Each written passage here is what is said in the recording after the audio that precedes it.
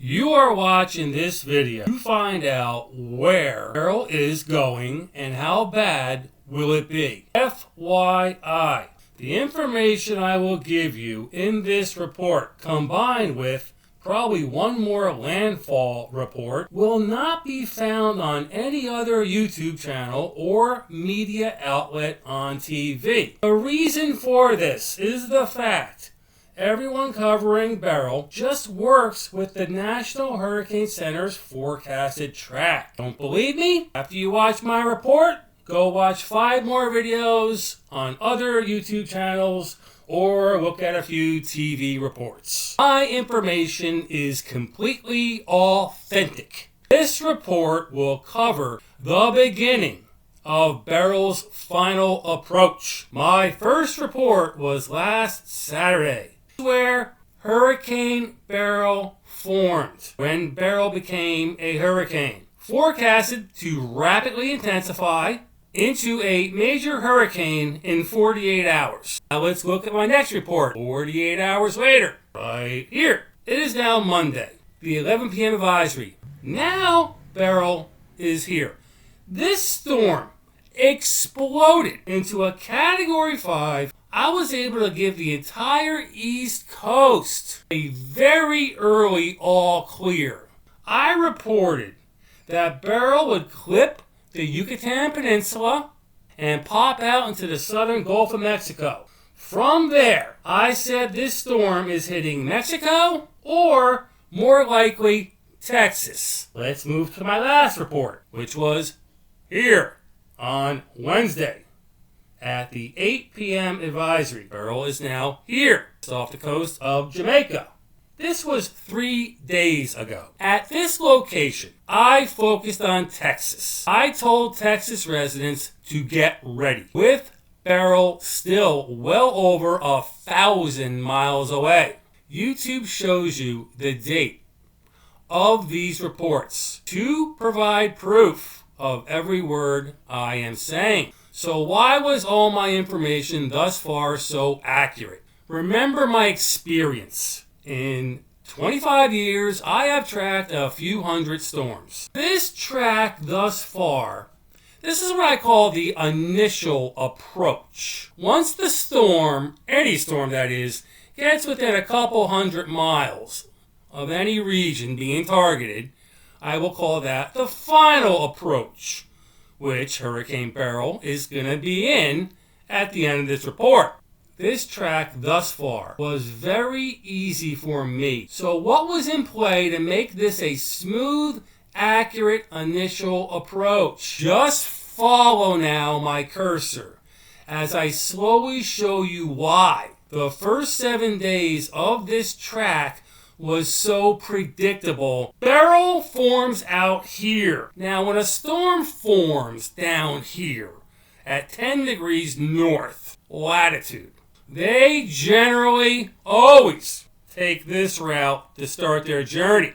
This is basically western movement. The only reason why it looks like it's lifting a bit is because the earth is round. But the storms that form down here, they stay low over into here, and now right around here is where they can start to turn to the north. The reason why this has been an easy one so far for me is this yellow line. This is what we call in the business a ridge of high pressure. It's a steering current that keeps all hurricanes down. When this is in play, it's ironclad. The storm cannot penetrate through the ridge. So this ridge was in a perfect spot to keep this hurricane down, as you can see. But the ridge I knew was going to weaken up once the storm got into the Gulf, which would allow the storm to start to float to the north, which is exactly what it's doing. When they get into the Gulf of Mexico, now there's no steering currents. This is why when they get in the Gulf of Mexico, they generally go north. Very rare to go into Mexico. That's why I wasn't buying what they were selling. They had Mexico in the cone for the first 4 days. I never bought it. I was thinking here, and probably up here. An absolute bullseye. And it started here. And this journey is going to be about close to 3,000 miles by the time this storm comes through. So this is unbelievable as far as the gift I'm getting. But it's going to get rough. This is going to flip on me.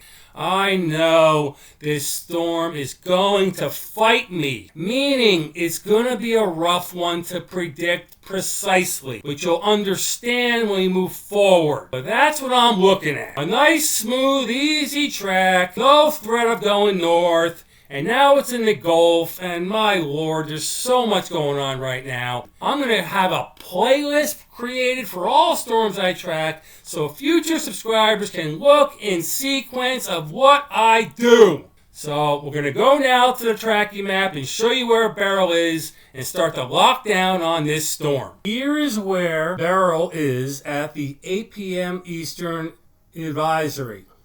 Right here. It's 330 miles from Corpus Christi, right here. Traveling now northwest. This is a change of direction from yesterday. This storm is now turning to the north. It was traveling more to the west. Now it's shifted to the north, as I expected. If this forward speed stays at 13 miles per hour, Beryl will make a landfall in 24 hours, which would be 8 p.m. on Sunday Eastern Time, around here. But this storm is going to slow down in its final approach. You must understand that with any hurricane making a guaranteed landfall, which Texas is going to get it at this point, it's too late now. It's only a matter of what part of the Texas coastline. When a hurricane's coming in with its final approach, like Beryl is, the forward speed is very important. Storms that drop in speed as they come in do more damage. It makes the event longer, and it sets up multiple problems. Let's look at the entire Texas coast right now. That's north of Corpus Christi, kind of the general area where I think it might be coming in, but this is not in stone yet. I have some good news for Texas. I can clear this region right now. You're just going to get brushed. The storm's not going to come ashore in here. That's locked. Now we're going to focus here. This area might also get cleared in the next 6 to 12 hours. This is the region I'm concerned with, the Galveston area. This is a very populated region. In fact, the cone right now, I just learned, has 51 million people in it. But don't worry, I'm going to shrink this cone down. Galveston, problem. Multiple reasons. When storms come in and slow down, they can now set up multiple events that will cause damage. And always remember, the right side of any storm brings the most damage. This is why I'm worried about this region. The most fatalities in any hurricane generally come from storm surge. Check out Katrina's ridiculous amount of fatalities. Massive storm surge. The Texas coast is a low-lying region from all the way down. So they're going to experience storm surge. It's all about where it comes in. And we don't know yet. I'm just setting this up. And I'm also worried about the second leading cause of death in any hurricane. Inland flash flooding. There's two big reasons right now I'm really worried about this region. The storm is only 60 miles per hour and been traveling all day as a tropical storm. Makes people let their guard down. This storm is guaranteed going to be a hurricane. 100%.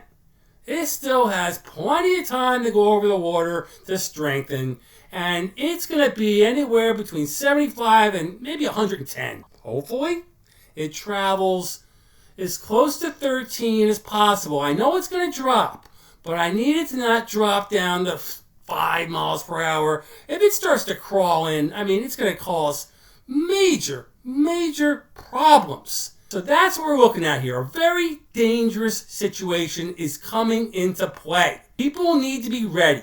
People already need to be sheltered in and know where they're going right now. Because my next report is going to reveal what happened. All right? It's going to be nasty. It's going to bring lots of things that hurricanes can do. It's not just about flash flooding and the wind and the storm surge. You got tornadoes. Folks, get ready for this storm. This is going to be a really bad, rough landing. All right? What I do is I steer storms into where they come in. So I'm going to take you in. I'm going to steer this ship in. This is what I do. And when it comes in real close, I'm going to get a final report out. Again, I don't know when. It's probably going to be in the next 6 to 18 hours. Depends on the speed. So I'll give you one more report. And then at that point, it's time to watch, yes, your local news. Because once the storm comes in, I have no eyes. I'm not living in Texas. You know, I'm rough on the media for multiple reasons. But when the storms come in, you need to then... I hand you off to your news. You need to know because your local news will be tracking tornadoes and telling you what specific areas in your region are getting hit.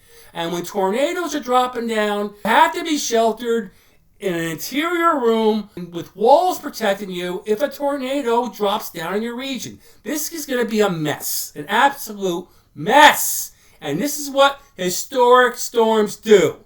They don't go down without a fight. This storm was so clean and easy to predict, and now it's going to fight me. I hope not. I hope my next report, it's still moving at least 10 miles per hour. I hope. And that'll make it a lot better. But if this thing drops down to 5 miles per hour in forward motion before it comes in, then we got major problems. So that's it. I got to go. I'm going to be up all night tracking this storm, so I can get out a solid final report. So get ready, it's coming, and I'll see you real soon.